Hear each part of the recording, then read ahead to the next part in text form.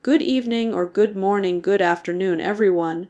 I'm thrilled to have you here, not just as investors, but as believers in transformation, because I'm about to tell you something Wall Street doesn't want you to believe, but will soon have no choice. If you put your trust entirely in one form of money, you're placing your future in the hands of forces you can't control. History shows again and again that every currency, no matter how mighty, eventually loses some of its strength.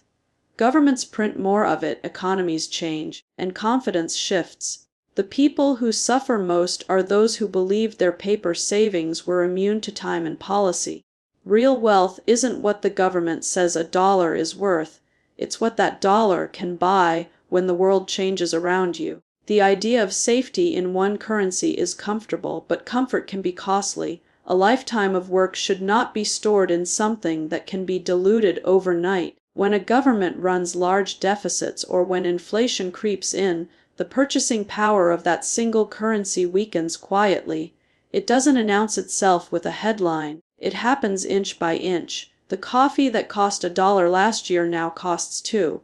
The same number in your account buys less each month, and few notice until it's too late. The wise understand that money is only a claim on value, not value itself. You can't eat it, wear it, or live in it. The question, then, is how to preserve what your labor created. It's not about timing markets or chasing the next big trade. It's about understanding that when one system shakes, another often rises. The world is full of alternatives, real businesses, land, productive assets, and even other currencies that can act as anchors when the wind changes direction. Putting everything in one place is like planting a single crop and hoping the weather never turns. It might grow beautifully for a while, but one bad season can erase years of effort. A well-built portfolio should have resilience. That doesn't mean panic or speculation, it means preparation. Think of it like owning a group of businesses across sectors or countries. When one stumbles, another keeps the engine running. There's another risk in relying on one currency. It narrows your thinking. You start viewing the world through one lens, missing opportunities elsewhere. A person who understands multiple economies, multiple forms of value, and multiple systems of trade has a wider field of vision. That perspective can be worth more than any interest rate. We live in a time when technology and policy can change faster than anyone expects. New monetary experiments are unfolding and old systems are being tested. The lesson is simple. Don't cling to the illusion of permanence. Protect what you've built by keeping flexibility in how you store and grow it. The measure of financial wisdom isn't how much you make when times are easy. It's how much you keep when times are hard. Don't let faith in one currency blind you to the truth that value must be earned, guarded, and diversified. The world rewards those who adapt, not those who assume yesterday's system will last forever. When the world gets noisy and screens flash prices every second, it's easy to forget what truly holds value. The numbers on the screen are only promises. They shift with sentiment and fear.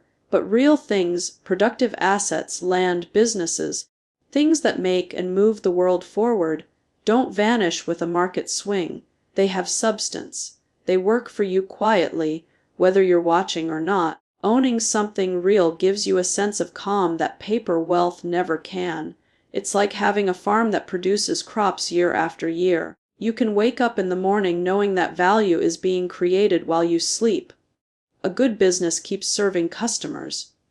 A good piece of property keeps its usefulness. A valuable resource remains valuable, no matter what headline runs across the news ticker. The trouble with the modern world is that people have mistaken motion for progress. They buy and sell, hoping to catch a wave or a rumor. But real wealth isn't built in motion. It's built in ownership. If you own a great business, time is your partner. You don't need to guess what will happen next quarter. You trust that the engine you own keeps compounding over years. That's the difference between renting the moment and owning the future. Paper promises can be printed, manipulated, or revalued. But real things stand on their own. A productive company that makes something people need will survive inflation, recessions, and market panics. A piece of farmland will still grow food. A house will still shelter a family. and a well-managed enterprise will still deliver value even if the market forgets it for a while. There's another reason to own real things. It keeps you grounded. When you know what you own and why you own it, you stop reacting to every flicker of fear. You understand that value doesn't disappear because someone else gets nervous. You start thinking like a builder, not a speculator. Builders don't ask, "What's the market going to do tomorrow?" They ask, "What will this produce for the next 20 years?" The best opportunities often come when others run from reality. When people chase abstract instruments, they forget that behind every stock, every bond, every figure is something tangible, or nothing at all. The difference between success and regret lies in knowing which is which. If what you own creates, grows, and endures, you can ignore the rest. In every storm, people who own real things sleep better. They don't have to predict the next move, they simply hold what has purpose.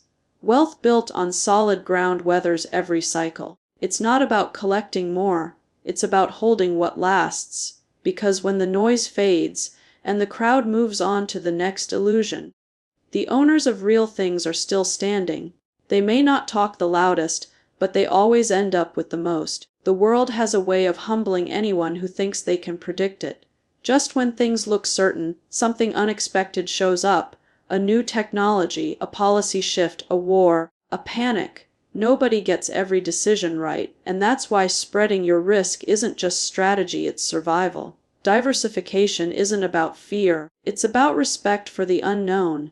It acknowledges that no matter how confident you feel, the future can still surprise you. Owning a mix of assets doesn't mean you don't have conviction. It means you understand that even good ideas can take time, or fail to work when you expect them to. A great business can stumble, a strong economy can falter, and a trusted currency can weaken. But when your capital is spread across things that earn in different ways, one mistake won't sink the ship. You give yourself the ability to stay calm while others are forced to sell. Think of diversification as building a team instead of betting on a single player. Each investment has its own role. Some thrive when interest rates fall, others when inflation rises. Some protect you during storms, others capture opportunity when skies clear. Alone, each might falter. Together, they balance one another and smooth out the ride. It's not about owning everything. It's about owning enough of the right things so you can sleep well when headlines turn ugly. People often fall in love with one idea. They find a stock, a trend, or a market they believe can't lose. That kind of certainty feels powerful, but it's dangerous. The market has a habit of teaching humility to those who forget its lessons. The best investors in history didn't win because they were always right. They won because they protected themselves when they were wrong. That's what diversification does. It buys you time and resilience. You'll hear people say that concentrating builds wealth and diversifying preserves it. There's truth in that, but preservation is underrated. It's what allows compounding to keep working. Losing 50% and then doubling your money gets you back to even. Avoid the loss and you never waste years recovering. Protection isn't a drag on returns, it's what makes long-term success possible. Diversification isn't exciting. It doesn't make headlines or spark conversations at dinner tables. But it's the quiet habit that separates those who survive every cycle from those who don't. It's the discipline of saying, "I might be wrong," and preparing for that possibility before the market forces you to. The future is unknowable, but that doesn't mean you should fear it. It means you plan for it.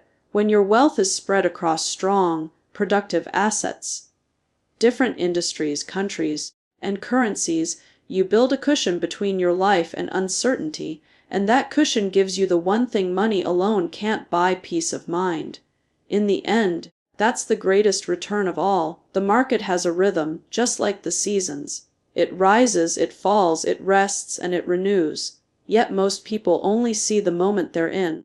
They chase the excitement of today's trend or the fear of tomorrow's headline, forgetting that real wealth is built by understanding the longer cycles of human behavior, business, and value.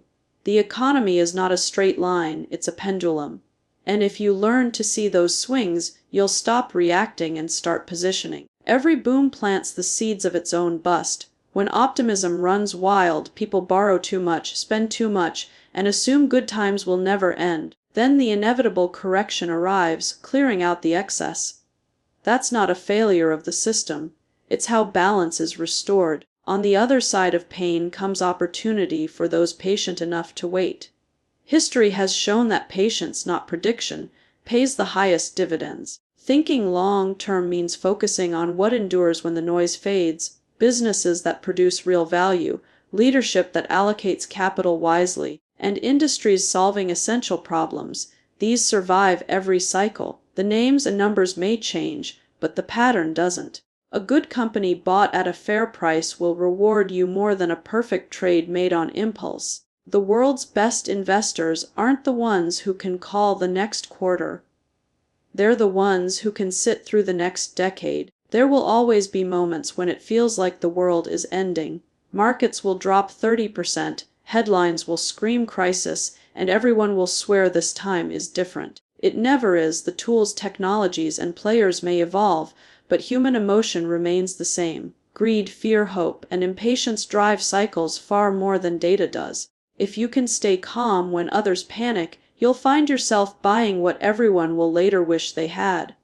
Time is the friend of the disciplined and the enemy of the impulsive. Compounding doesn't work if you're constantly starting over. Wealth grows quietly when you allow time to do its job. Every cycle rewards those who think in decades, not days. Instead of trying to outsmart the market, focus on owning things that can grow through multiple environments. Businesses with strong cash flow, management with integrity, and products people will still need 10 or 20 years from now. Short-term thinking gives you noise, long-term thinking gives you vision. If you let the daily swings decide your actions, you're letting the market lead you instead of the other way around. But if you train yourself to look past the current storm, you begin to see that every downturn is temporary and every panic hides an opening. In the end, success in investing isn't about timing the market, it's about staying invested through its cycles. The real reward goes to those who think long, act steady, and let the compounding of time turn patience into fortune.